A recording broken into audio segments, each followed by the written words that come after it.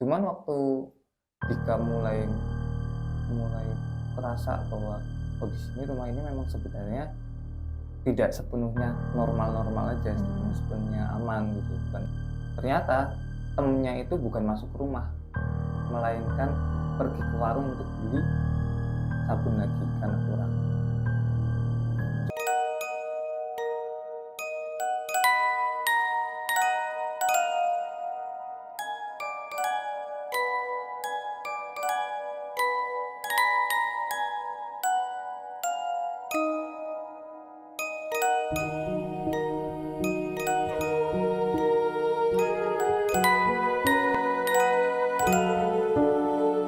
Assalamualaikum warahmatullahi wabarakatuh. Kembali lagi di channel kita di segmen obrolan malam Jumat. Nah, kali ini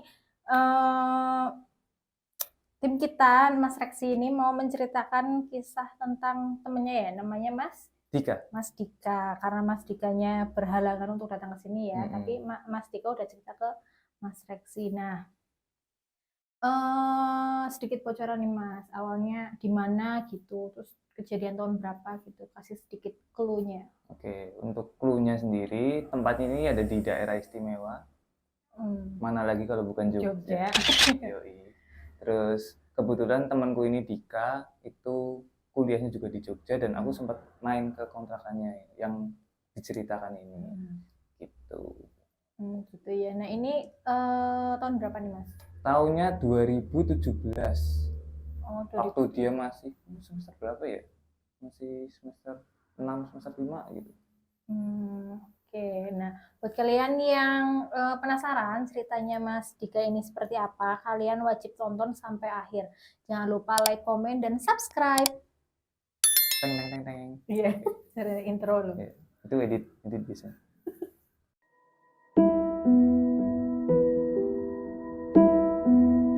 Terus apa yang mau diceritain? Mulai dari mana? Mulai dari awal nih, awal Mas Dikanya ke Jogja ini. Sebenarnya kalau Dika sendiri, setahu aku dia emang kosannya itu pindah-pindah ya, ada yang sempat waktu dia masih maba, masih mahasiswa baru itu di tahun 2000 berapa ya? 2015 aku lupa tahun segituan. Itu dia awalnya ngekos sendirian. Terus karena kampusnya ini adalah kampus negeri di daerah Jombor. Halo Jombor. Nah, dia cari yang di sekitar itu juga kan. Tapi karena yang namanya mahasiswa, kosan itu Pak seringnya itu nggak betah kalau sendirian. Jadi gonta-ganti akhirnya sama temennya ini. Kita anggap aja Mas A ya namanya, kita samain. Nah, untuk di Mas A ini sebenarnya dia nggak ngontrak dan dia itu harusnya rumah sendiri juga. Nah, cuman si Dikanya itu ngontrak ke Mas A ini, bayar dia jadi tiap tahun gitu.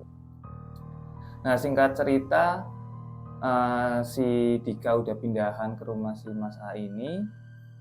Awal waktu waktu si Dika pindahan itu ya memang selayaknya rumah biasa. Rumahnya memang agak tua ya, bukan rumah berdesain modern gitu, enggak. Emang rumah apa sih, joglo gitu rumahnya.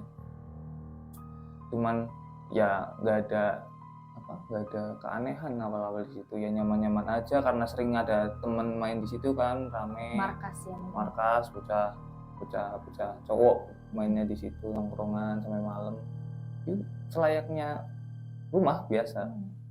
Cuman waktu Dika mulai kerasa bahwa di sini rumah ini memang sebenarnya tidak sepenuhnya normal-normal aja, sepenuhnya aman gitu kan. Ya bisa dikatakan soalnya ada gangguan ya, makanya aku tadi bilang aman, sepenuhnya aman. Nah, untuk yang pertama sebenarnya yang Dika pertama kali dapat gangguan itu waktu temennya lagi nyuci motor justru. Itu di jam berapa ya? Jam sore menjelang maghrib, jam 5, jam setengah 6 lagi nyuci motor. Aku bingung, mungkin teman-teman bisa menggambarkan sendiri ya untuk denah rumahnya. Yang jelas rumahnya itu agak memanjang ke belakang. Terus di samping rumah yang memanjang ke belakang, sebelahnya itu adalah parkiran motor yang juga memanjang ke belakang juga. Jadi kebayang lah ya, kayak ya panjang lurus kotak gitu. Dan depannya biasa pagar.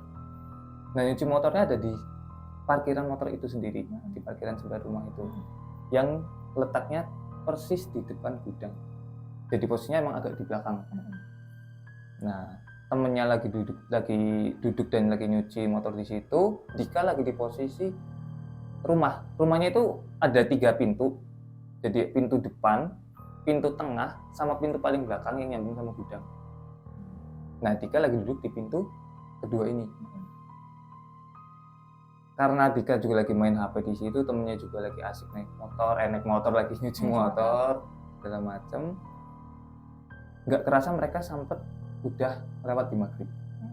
Udah waktu maghrib, udah azan. Tapi si Dika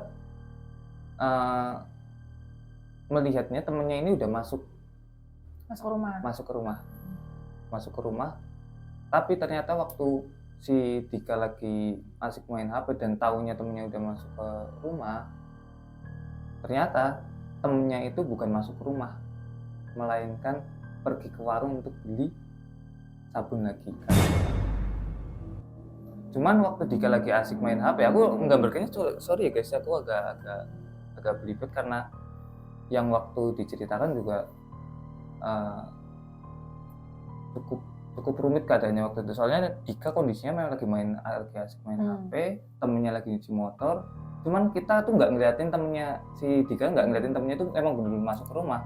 Cuma berasanya udah masuk ke rumah nih, udah selesai berarti. Ternyata enggak. Dan Dika juga waktu di dalam rumah kerasanya juga ada orang. Padahal mereka waktu itu tinggalnya hanya berdua. Orang tuanya si Mas A ini? Dia aslinya bukan asli situ, cuma memang punya rumah di Jogja. Jadi ditinggalinnya di situ. Rumah mbahnya apa rumah keluarganya gitu, aku lupa. Nah, ketika si Dika baru ngeh ternyata si A ini habis dari warung dan habis beli sabun, dan dia taunya ada orang di rumah, disitulah dia cerita ke A, loh, tak kira kamu ke rumah, tak kira kamu udah selesai, udah masuk. Enggak kok, tadi kan aku lihat, kamu dengar sendiri aku buka pagar segala macem. Si Dika baru ngeh di situ, oh iya dia pamitan ternyata sempat. Gila. Ketika ya itu masih belum, si Dikanya masih belum jelas sosoknya itu sebenarnya apa cuma sekedar menyerupai atau sekedar sosok lain, nggak tahu. Cuma memang sosoknya seperti itu, orang yang dia apa namanya, dia iya, lewat aja di depannya si Dika ini. Iya, soalnya berasa emang sekerasa itu ada orang di belakang. Soalnya kan dia duduk di pintu, terus ada orang masuk rumah dari pintu sebelahnya lagi, udah kayak orang dik-dik. Iya, kan ada ya bunyinya ya. Iya, orang-orang langkah kaki biasa. Nah, itu keanehan pertama yang Dika rasain di rumah itu baru tinggal sekitar 3 bulanan lah di situ, lama. 3 bulan pertama ya. 3 bulan pertama.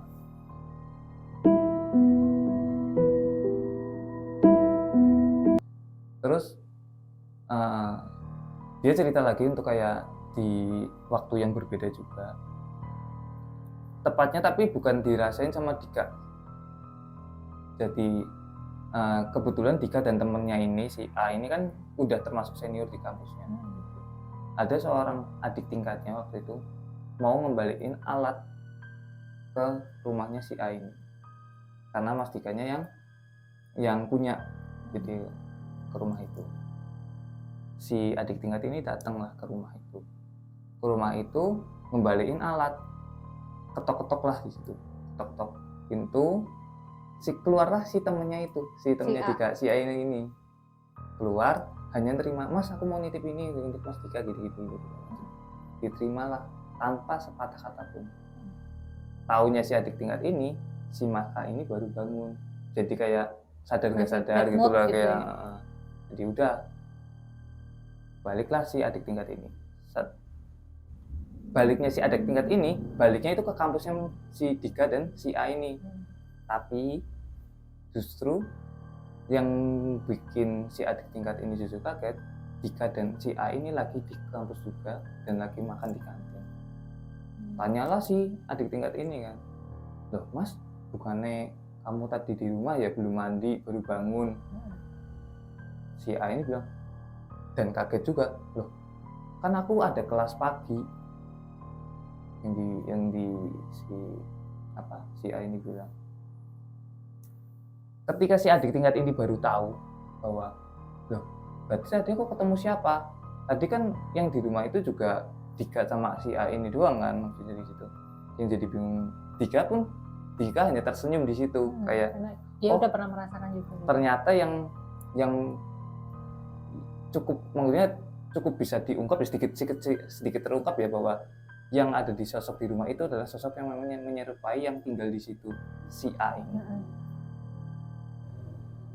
Si Dika mulai meyakinkan si A bahwa ini rumahmu tuh memang ada yang menyerupai kamu, tapi emang kamu tuh mungkin belum pernah dilihatin karena kamu yang punya, gitu.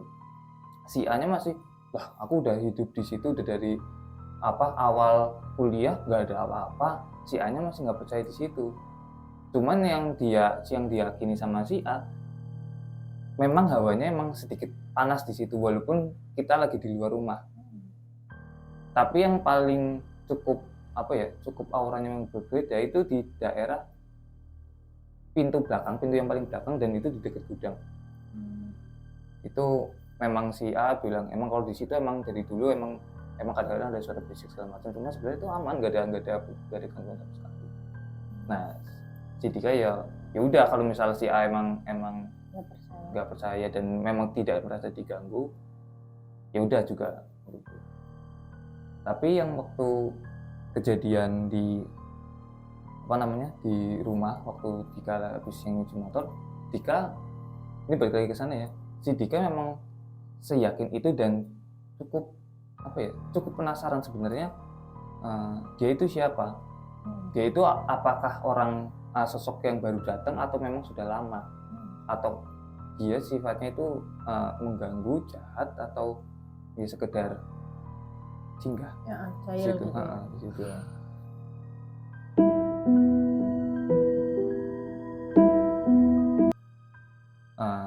Kemudian karena ada rasa penasaran itu, ada dua kejadian itu, Dika pun memberanikan diri untuk untuk berupaya untuk kayak sebenarnya dia mau kelihatan lagi nggak sih di depanku, atau cuma sebuah perkenalan waktu dia habis pindah di situ.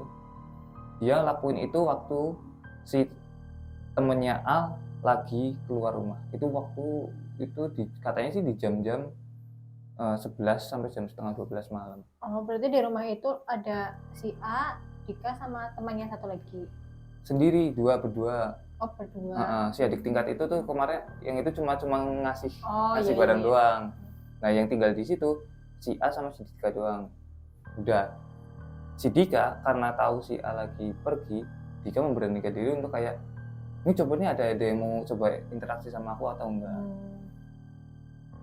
Si Dika coba duduk di tempat yang sama, di tempat yang waktu itu dia lihat, di pintu tengah. Dia buka, dia sambil main HP dan sambil ngerokok waktu itu. Udah, katanya cuma dudukan doang biasa, sambil nunggu si A ini pulang lagi, soalnya kan waktu itu malam mingguan katanya gitu. Nah, yang Dika akhirnya penasaran, yang dipenasaran sama Dika, mau baca penasaran sama Dika, itu terjadi tepat persis si A ini pulang jam 12:30 malam. Tapi ini si A nya asli apa enggak ya? Nah itu, si A nya pulang cuma diem, tapi lewatnya pintu depan, bukan pintu yang dilewatin Dika, bukan pintu yang lagi didudukin Dika, lewatnya pintu depan. Karena Dika di situ lagi main HP juga, posisinya sama persis sambil ngerokok bahkan. Dika nggak nyapa si A ini, cuma bilang nggak bilang sama sekali, cuma kayak, oh dia pulang lagi. Dikiranya Dika ada barang yang tertinggal,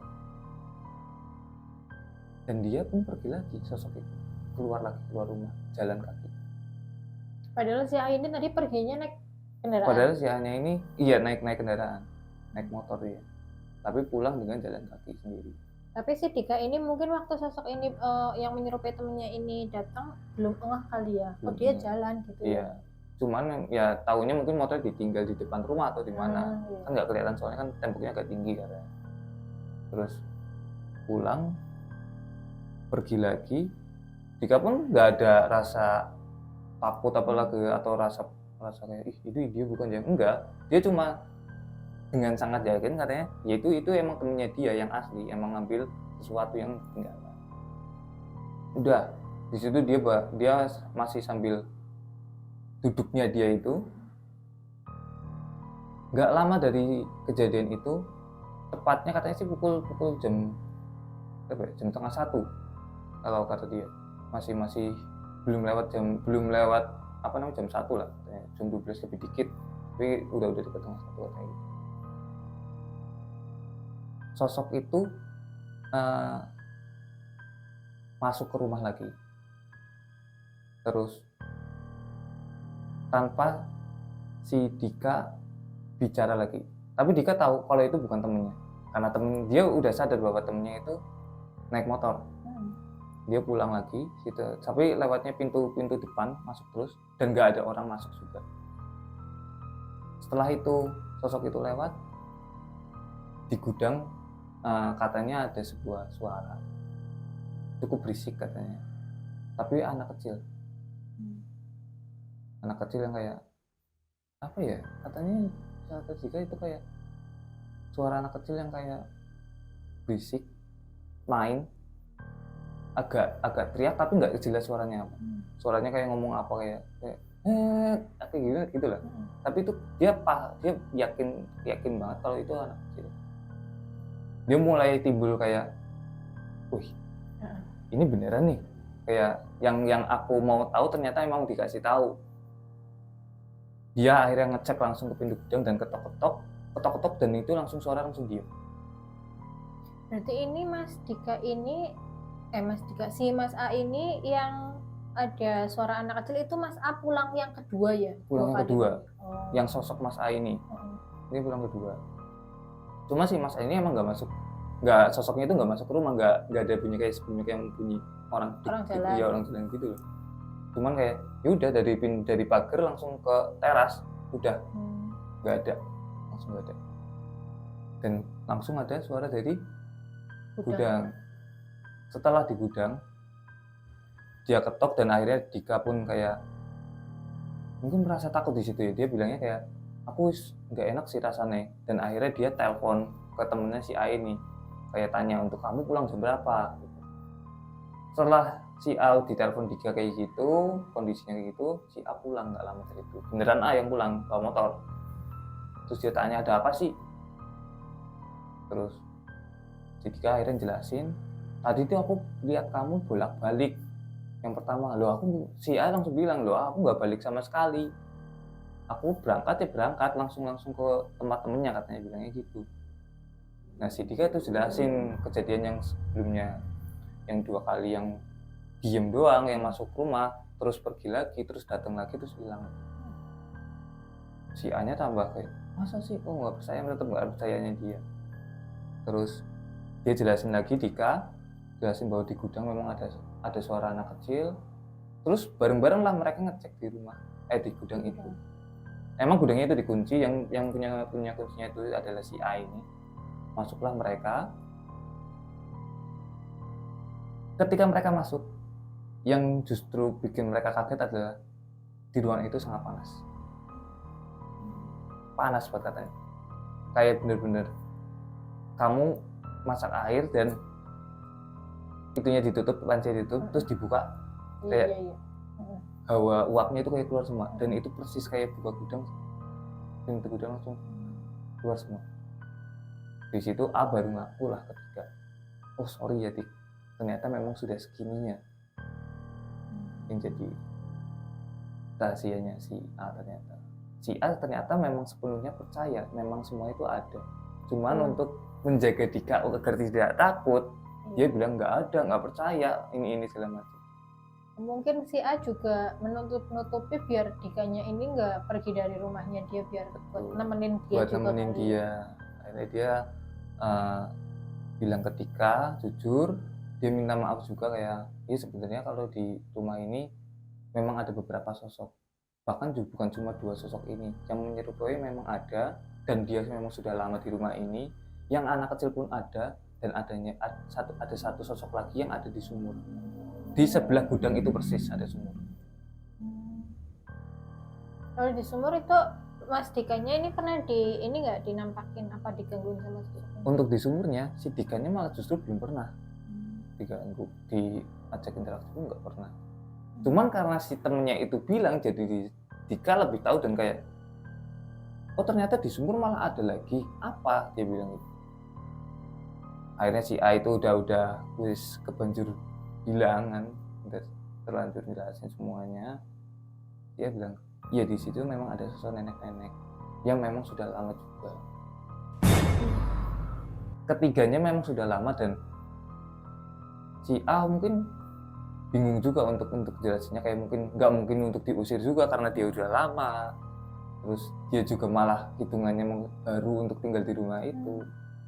Mungkin itu juga sebabnya karena rumah itu tidak pernah ditinggali sama keluarganya si A. Nah dari situ pun si Dika dan si A itu akhirnya bilang, yaudah nih mau gimana, kamu merasa terganggu nggak? Si Dika bilang kayak gitu. Aku jujur aku nggak terlalu terganggu, cuman memang kalau aku sendirian aku agak takut di situ kan. Si Dika pun sama merasakannya, ya sama, aku naik misalnya ada kamu juga, aku juga nggak takut, tapi kalau misalnya aku sendirian kayak tadi dan aku udah tahu di mananya, ya aku takut lah gini. Untuk apa ya, untuk menangani masalah mereka, untuk mengatasinya, akhirnya mereka ngajak temannya lain karena masih ada ada kamar yang kosong di situ. Ajaklah teman-teman seangkatannya 2 orang di situ, si B dan si C gitu. Ketika si B dan si C udah mau masuk kontrakan, mau masuk ke rumah itu juga dan udah mau pindahan juga, balik lagi sama si B dan si C melihat sosok yang sama. Entah itu yang dilihat adalah si A atau si Dika yang dilihat dengan sosok Dika ya maksudnya. Itu sama persis. Si B bilang ke si A, aku lihat kamu Mas Dik gitu. Si C juga bilang gitu, mengalami hal yang sama yang alami sama Dika juga ya. Tapi balik lagi, kehadiran mereka empat-empatnya pun sepakat bahwa sosok-sosok ini memang hanya melihat hanya memperlihatkan eksistensi mereka, hanya memperlihatkan sosok yaudah ini jalan, yaudah ini masuk. Dia memang nggak ganggu sekali, nggak bahkan tiba-tiba di depanmu gitu juga enggak. Ngeri juga ya kalau tiba-tiba gitu. Enggak, ya. Cuman ya karena mereka pengen ngasih tahu aja mungkin ya, ini aku ada di sini gitu. Iya. Ya mereka ikut ngekos lah ibaratnya. Terus ya dari mereka sepakat karena ini nggak ganggu, tapi bisa nggak sih si Dika pun bilang kayak bisa nggak sih kalau misal dari sosok-sosok ini paling enggak tuh nggak masuk rumah deh. Jadi Dika bilang gitu sih ya, aku nggak tahu. Di luar rumah aja gitu. Ya di luar rumah aja, atau ya udah kalau mau masuk, kalau biar nggak kehujanan mereka di gudang deh. Iya.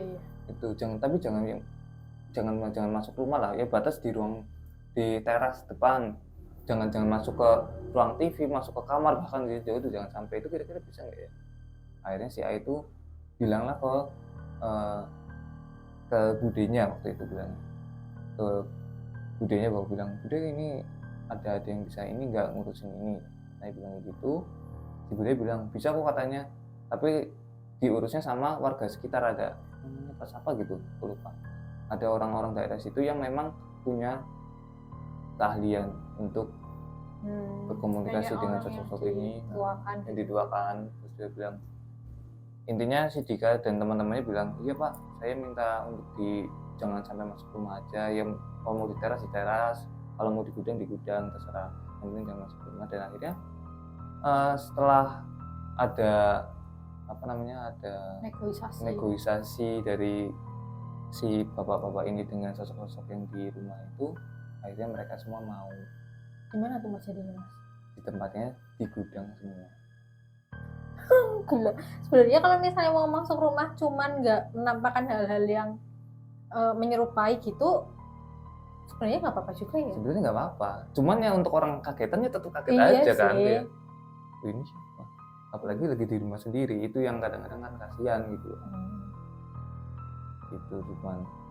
Akhirnya dari yang pemindahan itu, dari yang berserakan menjadi di satu titik, si A memutuskan untuk gudang ini dibuka boleh untuk di siang hari doang, jangan untuk di malam hari, apalagi sendiri. Tapi kalau dibuka nggak pada keluar lagi itu?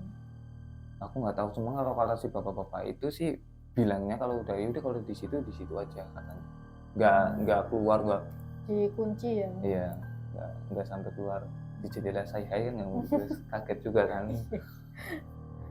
Nah itu cuman ya Dika waktu itu juga akhirnya karena di situ bayarnya juga katanya murah, kata Dika aku cuma bayar berapa segini setahun dibandingkan kontrakan lain tuh nggak ada, sekaligus nemenin si Ani itu ya akhirnya mereka berempat tuh selesai kuliahnya di situ di rumah itu sampai lulus. Ya udah rame juga berempat ya, jadi Udah berempat juga udah kayak aman lah, dan sering bawa teman-temannya yang lain kan buat nongkrong juga biar tambah ramai. Jadi rumah yang aslinya kurang nyaman menjadi nyaman di situ. Ini Mas Dika ini udah nggak pernah sendirian lagi semenjak ada teman-temannya, maksudnya semenjak Mas A ini ngomong yang sejujurnya ke Mas Dika bahwa di rumah itu memang ada penunggunya. Mas Dika ini berarti udah nggak pernah ditinggal lagi sama si Mas A ini. Udah lebih tepatnya lu udah jarang untuk sendiri. Pasti kalau misal ada yang pergi pasti ada satu orang yang di ini. Jadi lebih kayak lebih berani kan, otomatis kan kayak gitu kan, udah nggak terlalu setakut itu. Ya kan bahaya juga ya. Dan rasa takut sebenarnya mengundang juga nggak sih? Harusnya iya kan? Ya mungkin itu. Takut mereka kan jadi senang gitu. Jadi senang, jadi ya ini aku nih gitu. Terus saya kita nggak takut kan, mungkin kan sana juga makhluknya juga kesel ya, iya. Nggak takut. Karena itu ya. Mungkin daerah Jogja juga masih mistis ya. Kan di sana ada ini Mas, ada apa namanya, rumah pocong Sumi apa ya namanya ya? Tahu nggak? Nggak tahu. Ada kok, ada rumah pocong Sumi, tapi sekarang nggak tahu boleh diekspor apa nggak, kita nggak tahu. Karena ada rumah pocong Sumi, rumah terbengkalai namanya rumah pocong Sumi. Coba deh nanti cari infonya ya. Konon ceritanya di situ ada sosok pocong yang namanya Sumi gitu. Sumi itu cewek? Cewek namanya tuh. Aduh maaf nih Bu Sumi. Didatangi. Coba nanti kita search ya. Nah terus sekarang Mas Dikanya ini balik ke Jogja lagi apa di sini? Dikanya lagi adalah, oh iya aku belum informasi bahwa Dika adalah orang Purwokerto. Dia lulus, dia sempat kerja di Jogja itu selama 2 tahun, tapi akhirnya pekerjaannya sudah selesai dan akhirnya balik lagi di Purwokerto. Cuman Mas Dika pada hari ini tuh nggak bisa datang karena masih ada pekerjaan. Berarti kerjanya pindah ya, kerjanya pindah. Gitu. Terus akhirnya waktu itu titip cerita ke aku kan, kayak bisa nggak sih kalau cerita aku diceritain ke YouTube ini, di channel ini. Ya bisa sih, cuman kalau ada salah kata Mas Dika harus komen di bawah, dibenarkan tolong. Iya, dirawat ya. Iya. Kalau misalnya ada yang kurang gitu. Ada yang lebih seram, ada yang mungkin. Nanti kapan-kapan Mas Dika boleh nih kesini gitu ya. Mas Dika menceritakan sendiri gitu ya. Betul. Atau Mas Dika mau cosplay jadi setannya juga boleh. Bisa. Oke, mungkin ada cerita tambahan lagi nggak nih Mas? Dika udah sih ceritanya gitu. Gitu aja ya. Cuman aku baru pertama kali lihat bahwa Dika untuk takut dengan hantu. Di situ kayak dia memang dilihatin secara jelas, dia merasakan vibes rumah itu dari yang sepi, nggak ada apa-apa di situ, terus tiba-tiba ada orang. Itu yang Dika kayak, ternyata selama ini aku mungkin cukup peka, cuman aku cuek. Tapi kehadiran dua sosok ini ya, itu membuat aku tidak cuek lagi. Iya, di mana-mana ya takut juga ya. Udah tahu temennya lagi pergi tapi tiba-tiba ada di situ lagi. Takutnya kan si sosok ini ngomong apa yang menjerumuskan ke hal yang tidak baik. Iya, dia takutnya kayak gitu juga sama temennya, terus bilang kayak gitu. Terus juga yang bikin dia lebih ke takut lagi karena sosoknya ini yang menyerupai banget, dan katanya agak lebih pucet pasti. Temen yang biasa lihat temennya dengan wajah ceria, cerah gitu, terus tiba-tiba lihat saya yang sama tapi kok pucat, dia kok diem, nggak senyum, nggak apa gitu, yang katanya kayak ngeselin tapi takut gitu kan. Ya ngerti banget perasaannya si Mas Dika ini. Oke.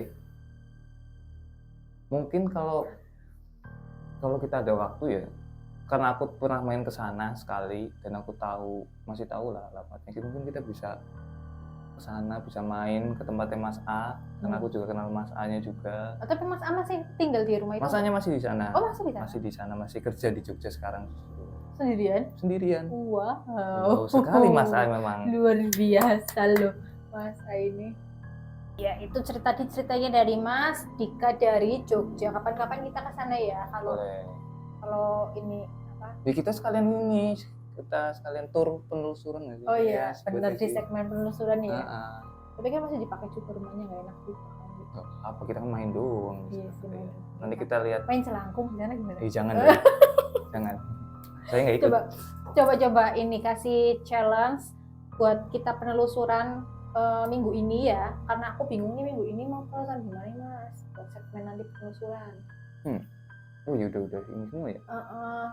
Kalian kasih ini rekomendasi tempat dan coba kasih challenge ke kita, entah itu apa mediasinya itu mediasi apa ya namanya Mas ya, kayak dupa ini namanya apa sih? Challenge kita mau bikin challenge, tapi kita tuh dari dupa, ada minyak Arab sama bakar terasi gitu. Enaknya yang mana nih gitu? Enak yang terasi sih. Enaknya terasi, iya di sambel ya, sambel terasi gitu. Nah kalian kalau punya tempat rekomendasi yang terbengkalai, angker, mistis dan ada sejarah kelamnya, kalian bisa komen di bawah gitu Mas. Nah kapan-kapan juga kita bakal main ke tempat kontrakannya Mas Dika juga, sejalan sekalian ke rumah saya. Daerah Gunung Kidul juga kan ya? Gunung Kidul? Ya namanya Gunung Kidul. Boleh ya ke sana ya? Boleh sekalian loh. Sekalian ya. Kan kita ada rencana ke kita spill nggak? Jangan dong. Oh gini aja, kita bikin segmen spesial Jogja kali ya. Buat seminggu. Seminggu parah. Jangan dong. Dan seminggu. Atau kita mau ngontrak di tempatnya Mas A? Oh no, enggak. Mohon maaf banget. Aku mending tidur di mobil. Betul. Saya mending pulang. Gitu ya. Nanti deh aku bakal rencana ini sama teman-teman, kita bikin segmen spesial Jogja ya Mas ya. Gas. Buat Mas Dika ini makasih banget sudah menitipkan ceritanya ke Mas Reksi. Jadi kalau Mas Dikanya ada cerita-cerita lagi gitu, kalau sempat datang ke sini apa nanti dititipin lagi ke Mas Reksi gitu, boleh banget. Ya, terima kasih. Mas Reksi ada yang mau disampaikan nggak? Sorry, sepenggal ceritanya ini mungkin kurang sempurna ya, Dik dan teman-teman. Udah. Astaga, lagi ditungguin. Nah gitu, buat kalian juga ya punya cerita pengalaman pribadi, boleh kalian kirim ke email yang ada di bawah ini, atau kalian boleh langsung DM ke Instagram aku. Linknya ada di bawah deskripsi. Oh iya, bukan cuma kirim cerita ya, kalau mau jadi narasumber di sini juga boleh banget DM ke Instagram aku juga di bawah linknya, sama kirim email aja gitu. Nanti kita bakal atur jadwalnya, oke? Nah mungkin cukup sampai sini aja ya ceritanya. Jangan lupa subscribe. Jangan lupa subscribe, like, comment, share sebanyak-banyaknya. Dadah!